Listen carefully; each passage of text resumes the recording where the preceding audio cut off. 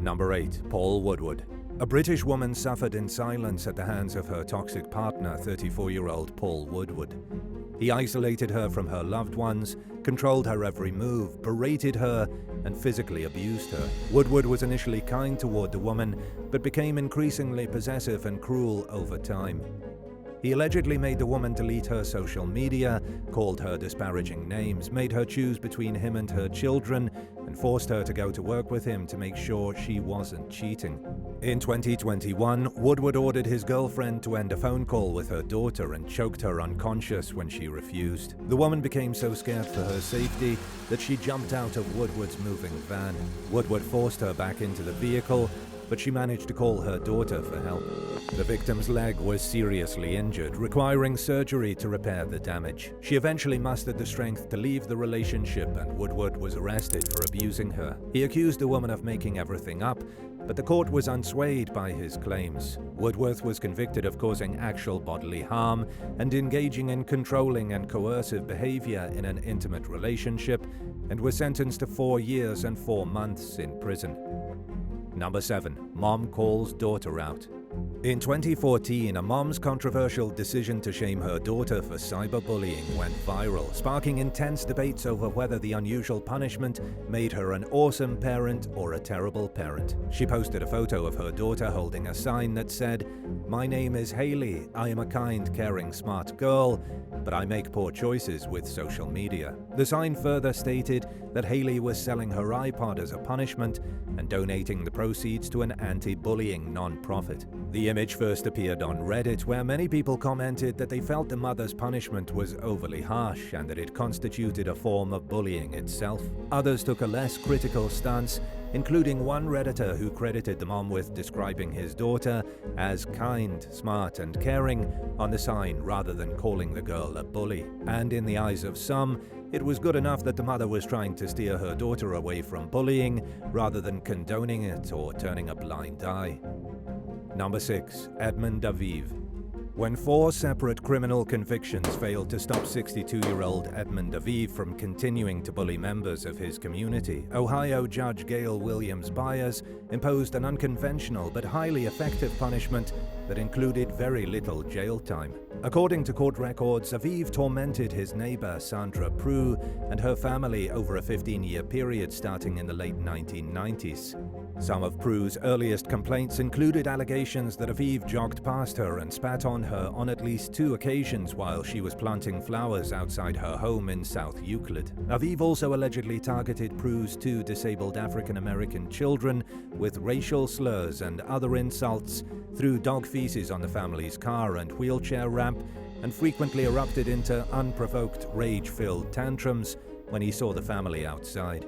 In 2010, Aiv sued Prue because he disliked the smell of downy fabric softener coming from the family's dry event. Shortly after a judge threw the case out, Prue accused Aiv of dumping fabric softener all over her lawn. The ongoing feud eventually reached a point where the Prues felt unsafe in their own home, but did not have the resources to move after having the house modified to accommodate the children's wheelchairs. Aiv's 5th arrest came in 2013 when he allegedly blew kerosene fumes onto the Prues' property, causing one of Sandra's children to get sick. In his garage, police discovered a homemade contraption linking a large fan to a kerosene supply. He pleaded no contest to a 4th-degree misdemeanor charge of disorderly conduct. Apparently fed up with Aiv's behavior, Judge Gail Williams Byers tried a new approach to punishing him for his actions. In addition to 15 days in jail and 7 months of probation, she ordered Aiv to sit on a busy street corner for 5 straight hours, holding a sign that stated, "I am a bully. I pick on children that are disabled, and I am intolerant of those that are different from myself." The sign had to be visible from at least 25 feet away, and a bailiff stood nearby the entire time to ensure that Aiv completed his full punishment. Dozens of people honked their car horns, yelled insults, and tried talking to Aiv as he carried out the shameful display. He was mostly unresponsive and refused to answer questions, but accused Judge Williams Byers of ruining his life in a brief statement to reporters. In addition to holding the sign, Aiv was required to write an apology letter to Prue and attend anger management and counseling. He was also warned that if he continued to harass the Prues, he would face more jail time. Number 5. Aaron Cusac. Just days after being promoted in 2021, a British police officer of 5 years named Aaron Cusac was accused of pressuring a woman to drop an assault complaint against another man. According to investigators, 27-year-old Guernsey police detective Aaron Cusac had previous interactions with the accuser, which he never disclosed to his superiors throughout the investigation of her complaint. Detectives began to suspect that Cusac had possibly sent an inappropriate photo of himself to the woman after her social worker relayed some troubling statements that the victim had made. In an apparent effort to keep himself out of the hot seat, he drove to the woman's house without following proper police protocols for interacting with a vulnerable victim and tried persuading her to drop the case. Cusac allegedly told the woman that she would put herself at risk of legal trouble if she continued to pursue the complaint. A judge would later describe bodycam footage of the conversation as highly disturbing, while also remarking on the victim's impressionable nature. According to police, Cusac went through the woman's phone at the police department in search of any incriminating material against him before turning it over to the agency's high-tech crime unit for further examination. In doing so, he directly violated the department's policy, which dictated that the phone should go straight to the high-tech crime unit. The disgraced cop also refused to give investigators the passcodes to his phone, tablet, and laptop. Cusac was fired during the investigation and was eventually charged with 3 counts of failing to disclose information and 1 count of perverting the course of justice. He pleaded guilty, claiming in court that he withheld the passwords out of a fear of professional embarrassment. In his own words, he said that privacy meant more than his job. Once known as a well-respected and upstanding member of his police department, Cusac now found himself in the exact opposite position of facing prison time. He was sentenced to 2.5 years behind bars, which included an 18-month sentence for perverting the course of justice and a year for refusing to share his device passcodes. Number 4. Derek Wayne Bowers. In early 2023, U.S. federal authorities arrested 44-year-old Derek Wayne Bowers of Hagerstown, Maryland, for stalking his ex-girlfriend from Morgan County, West Virginia, following their breakup the previous year. Bowers was accused of harassing and intimidating the woman in violation of a protective order and using social media to damage her business and embarrass her. He allegedly texted the victim more than 2,000 times over a 6-month period and called her 815 times in just 48 hours. The accused stalker pleaded guilty as charged 4 months after his arrest and faces up to 5 years in prison. He appears to be awaiting sentencing. In a statement, U.S. Attorney William Illenfeld described cyberstalking as a pervasive problem. He reassured the public that authorities in West Virginia took cyberstalking very seriously and encouraged anyone who was suffering emotional distress from being intimidated online to file a police report. Number 3. The France Telecom scandal. In a case of what was later described as institutional harassment, top-ranking officials of the French telecommunications company France Telecom sought to cut costs and eliminate jobs by creating a culture of workplace bullying and intimidation. With a $50 billion debt looming over their heads due to the recent privatization of the corporation, Chief Executive Didier Lombard and 2 other company bigwigs aim to get rid of at least 22,000 employees. But because most of France Telecom's 120,000 employees were civil servants, they were protected from being fired. Starting in 2008, Lombard and his accomplices, second-in-command Louis-Pierre Venez and former Human Sources Director Olivier Barbaro, took measures to drastically worsen the working conditions in hopes of driving people to quit their jobs. The trio allegedly pushed employees into job positions they were unqualified for, relocated them hundreds of miles away from their families, stopped giving them meaningful work, and systematically harassed workers. Many employees were suddenly removed from their usual workspace without explanation and relegated to office conditions that felt like a punishment compared to what they were used to. Others were given very little training and then flung into jobs that they didn't really know how to do, while being forced to work extremely long hours with inadequate breaks. The impact of these behaviors on France Telecom's workforce was so damaging that many, if not most, of the employees experienced life-altering stress, anxiety, and depression. For dozens of people, the suffering was so great that it triggered their deaths in one way or another. Many workers who had planned to stay with the company until their retirement and had never envisioned being put through such misery fell into such deep despair and hopelessness that they didn't think they would ever recover from it. In 2010, the problems at France Telecom became headline news. Lombard resigned from his post shortly thereafter, and Venez and Barbaro soon followed suit. The 3 men and 4 other suspects were criminally charged with institutional moral harassment. When their trial finally rolled around in 2019, the former executives argued that they were acting under the pressure of the highly competitive and rapidly changing market.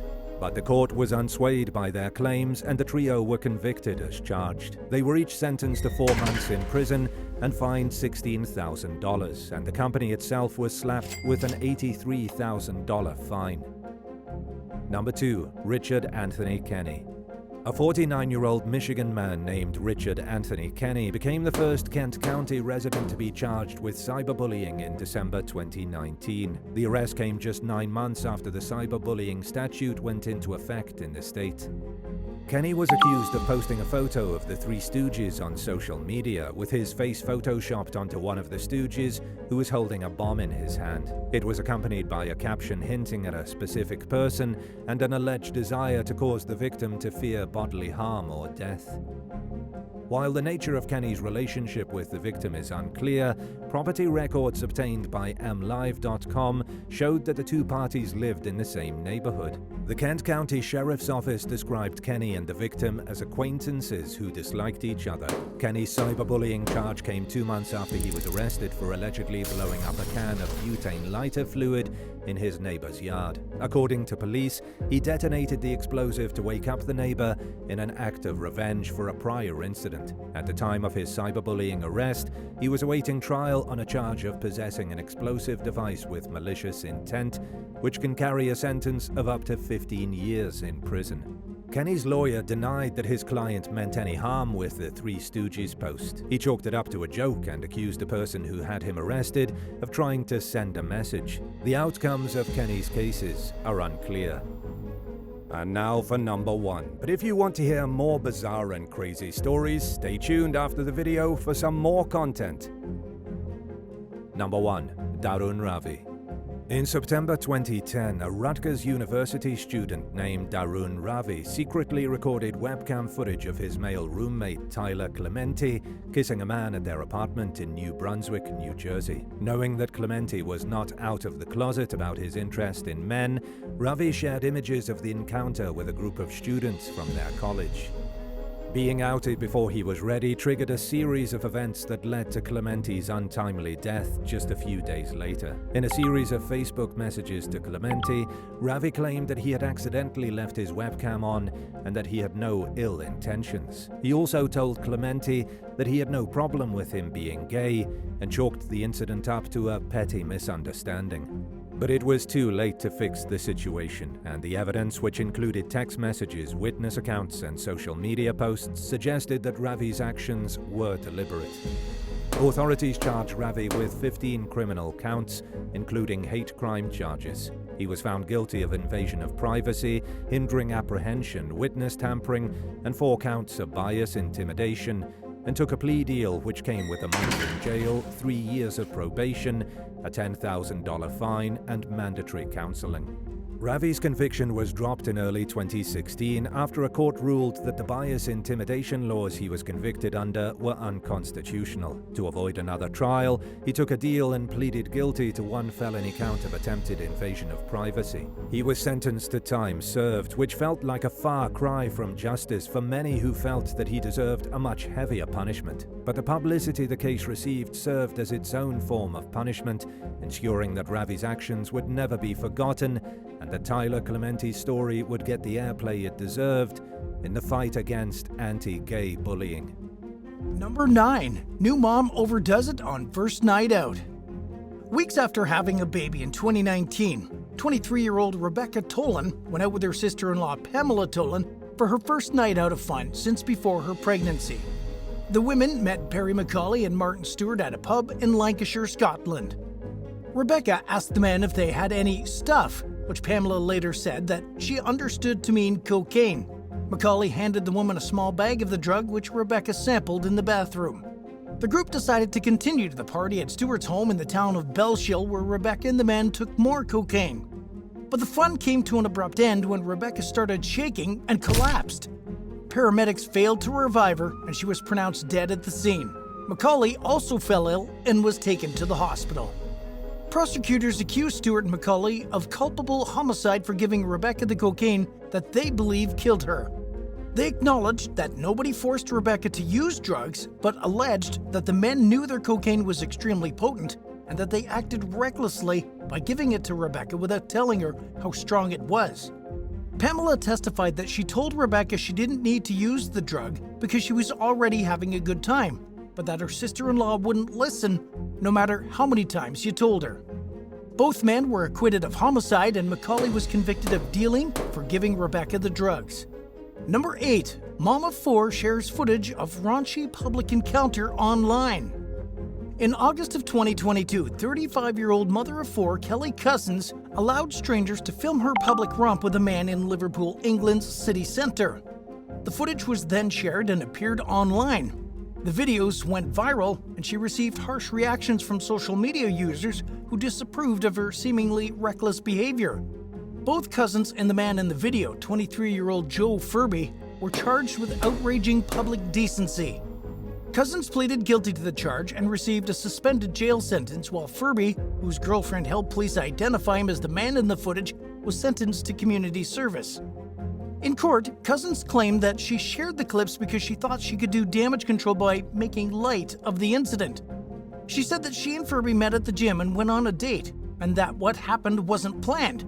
Things simply got out of hand, and she deeply regretted having any part of it. Her lawyer claimed that his client was the target of hateful misogyny and that the sexist comments she received were so cruel that she considered ending her own life. She even suspected fast food employees of recognizing her and tampering with her food. Months after the videos went viral, she was still being treated like a pariah, showing that even when someone avoids jail time, they may face painful punishment in the court of public opinion. Number 7. Former border agent's illegal side hustle. Years after leaving his career as U.S. Border Patrol agent, Cesar DeLeo saw an opportunity for personal gain and dipped his hands into the very trades he used to combat as a daily part of his job. During an undercover investigation in 2017, Homeland Security agents observed Cesar DeLeo picking up a package containing what he believed was a chemical used to make deadly fentanyl, called 4-ANPP. He was unaware that the package had been intercepted and that the 4-ANPP was replaced with a fake substance before proceeding to its destination in San Ysidro, California. After picking it up, DeLeo proceeded to the Mexican border, where authorities were waiting to arrest him. In addition to the drug case, investigators discovered that DeLeo smuggled protected sea cucumbers and seahorses from Mexico into the U.S. at least 80 times between 2014 and 2016, with the illegal goods totaling an estimated value of $250,000. Sea cucumbers and seahorses are considered delicacies in some cultures for their alleged medicinal benefits. DeLeo collected a weekly fee of $300 to $500 for helping to move the illegal seafood along their routes. He faced both cases in court after the 2017 drug arrest. A federal judge imposed 2 concurrent prison sentences of 30 months for conspiring to distribute a controlled substance and 24 months for conspiring to smuggle and import a protected species. Number 6. Florida man dials 911 for a ride home. Around 4 a.m. one morning in 2021, a caller suspected to be 22-year-old Matthew Leatham dialed 911 in Pasco County, Florida, and asked for a ride home. A deputy found the young man walking along an interstate in Port Richey and offered to call him a taxi, but he said he had no money. Leatham allegedly dialed 911 for a second time in view of the deputy while continuing to walk in the direction of his home.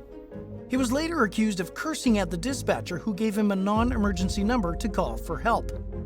The deputy arrested Latham at the scene for suspected misuse of the 911 system and possession of marijuana. His mugshot, which shows the distinctive Florida-shaped tattoo he has on his forehead, went viral. So of course, he was on the media's radar and made the news again the next time he got arrested in late 2022. This time, Latham was accused of cutting his friend with a razor during a fight. The victim could be seen holding a t-shirt to his neck in an attempt to stop the bleeding and ended up requiring staples to close the wound. Latham was charged with aggravated battery with a deadly weapon, and now that he's known for his distinctive facial artwork, chances are he'll make headlines again next time he's arrested. Number 5. Tragic subway surfing in New York City. A New York City subway train was crossing the Williamsburg Bridge from Manhattan into Brooklyn one day in 2023 when a young man named Zachary Nazario climbed on top of one of the cars. At the time, he was walking between the cars with his girlfriend, who only followed far enough to see on top of the car he was standing on. The young man looked back at his girlfriend right before striking a low-hanging beam and falling between the cars and onto the tracks below. He was run over and killed by the train.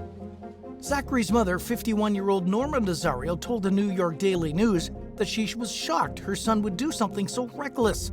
She described Zachary as impressively well-spoken and mature for his age. The tragedy came just a few months after the death of another teen, Kevon Wooden, who fell onto the tracks while train surfing in Manhattan and was fatally electrocuted by the third rail. A few months before that, a young man named Hamza Mohammed lost his arm after losing his balance and falling off the top of a subway car in Queens. In the wake of her son's untimely death, Norma Nazario took the opportunity to speak out about the dangers of train surfing. She strongly urged young people to stop risking their lives and reminded them that train surfing is illegal. The Metropolitan Transportation Authority put out a similar message urging parents and educators to help warn teens about the tragic consequences of riding outside the subway cars. Number 4. Bahamian boat captain flees unsuspecting sheriff. Sheriff's deputies in Broward County, Florida, might not have suspected a Bahamian boat captain of any wrongdoing as he entered Hillsborough Inlet in Pompano Beach one day in 2023. But when he made an aggressive U-turn beside a sheriff's boat and hightailed it back out to the sea, they became interested in talking to him. Deputies signaled for the captain to stop, but he gave them a thumbs up and kept going. They followed him for 25 miles before giving up the pursuit. Several hours later, a Coast Guard cutter stopped the boat. At first glance, it seemed like there were only 2 men on board, but officers soon discovered a total of 18 people, including 12 men and women from Ecuador, 3 men from the Dominican Republic, and a man and woman from Haiti. The captain, 27-year-old James Sawyer, claimed he was hired to take the group on a snorkeling trip off the Bahamas and that they threatened to kill him if he didn't take them to the United States. But there was no snorkeling equipment on the boat, and the detainees allegedly told immigration officials that they traveled to the Bahamas for the specific purpose of trying to illegally enter the United States. According to federal authorities, Sawyer's bad judgment didn't start when he made a suspicious U-turn next to an unsuspecting sheriff's boat, but with his decision to illegally transport people to the country. He was charged with 1 count of conspiracy to bring migrants into the U.S., which, if convicted, carries a maximum prison sentence of 10 years and a fine of up to $250,000. Sawyer also faces 15 counts of bringing migrants to the U.S., which can each come with a maximum 5-year prison sentence and a $250,000 fine. Number 3. Record lottery winner blows through winnings. In 2011, a Scottish man named Colin Weir won a record-breaking $257.6 million in the Euro Millions jackpot. He bought a $6 million house, which he spent millions renovating, filled his garage with vintage and luxury vehicles, and bought a majority stake in a soccer team, luxury properties, jewelry, artwork, furniture, thoroughbred racehorses, and other expensive indulgences. Weir also established a charitable trust called the Weir Foundation and made generous political donations. Unlike many big jackpot winners, he never went broke and he made some seemingly sound investments with his fortune. But he blew through the money at an alarming rate of around $131,000 per week, spending around $50.8 million in just 8 years. And he reportedly lost a good chunk of his fortune in 2018 when his wife of 40 years divorced him. Weir sadly passed away the following year at age 71 from kidney problems and sepsis. In addition to the apparent downturn in his personal life shortly before he passed away, Weir's charity was targeted by scammers numerous times over the years. It's hard to say whether he was a victim of the so-called lottery curse, like many winners, who claim that their lives have been plagued by nothing but misfortune ever since they hit a windfall. But at the rate Weir was spending, it's impossible not to wonder if he would have squandered his entire fortune if he had lived longer. Number 2. A tourist indulges in illegal pet trade. While searching a Russian tourist luggage at Bali's Negura Rai International Airport in early 2019, security officers discovered a young orangutan sleeping in a basket along with some geckos and chameleons. During questioning, Andrei Zhetskov admitted that he had purchased the orangutan for $3,000 from a street market in Java. He confessed to feeding allergy pills to the 2-year-old primate so it would fall unconscious and stay knocked out for up to 10 hours on the flight to Vladivostok. While the man's motive for trying to smuggle the orangutan and other animals was unclear, Indonesian law allows for no excuses for participating in the illegal pet trade, especially when it comes to critically endangered orangutans. Zhetskov was convicted of transporting a protected wild animal and was sentenced to a year in prison. He was also ordered to pay a fine of 10 million rupiahs, or roughly $710. Upon hearing the verdict and the sentence, which turned out to be more than 6 months recommended by the prosecution, Zhetskov bursted into tears. But it was a lot more forgiving than the 5 years in prison and the $7,000 fine he could have faced. The orangutan, named Bon Bon by his caretakers, was rehabilitated and released to a wild but protected area where conservationists are working to revive the perilously threatened orangutan population. And at number 1, artist tries to talk customer out of graphic face tattoo. When 40-year-old veteran tattoo artist Michael Ralph received a request from a male customer to have a certain female body part inked on his face, he thought it was a joke. But the raunchy request for a semi-realistic image was completely serious, and the client wanted it done on a limited budget and in less than an hour. After realizing it wasn't a joke, the Washington, D.C.-based artist was compelled to wonder if the young man had lost a bet. Ralph told Need to Know Online that he advised the customer to wait a month and see if he still wanted the tattoo then, just to be sure that he wasn't making an impulsive decision. 30 days later, he received a follow-up message from the man stating that he still wanted to go through with the tattoo. Even then, Ralph was hesitant to do it. He cautioned the client that having a facial tattoo, especially one that explicitly depicts intimate anatomy, could close doors of opportunity when it came to getting jobs in the future. Ralph also suspected that the customer was young and perhaps naive, and he was surprised to learn that the man was 26 years old. The client insisted he was sure of his decision, and Ralph honored the request. After completing the work, he posted photos of it on Instagram. It didn't take long for social media users to express vehement disapproval of the tattoo, with comments like, "True clown behavior" and "a sad, ugly-ass joke." Perhaps the young man truly doesn't care what people think and can live with the lifelong backlash he's likely to receive. But almost anyone can agree that his decision undoubtedly narrowed his future prospects, as Ralph predicted it would. Thanks for watching. Would you rather enjoy the satisfaction of seeing your former high school bully doing terribly in life, or the peace of being able to put the past behind you and get along as adults? Let us know in the comments below, and remember to subscribe. See you next time. Bye.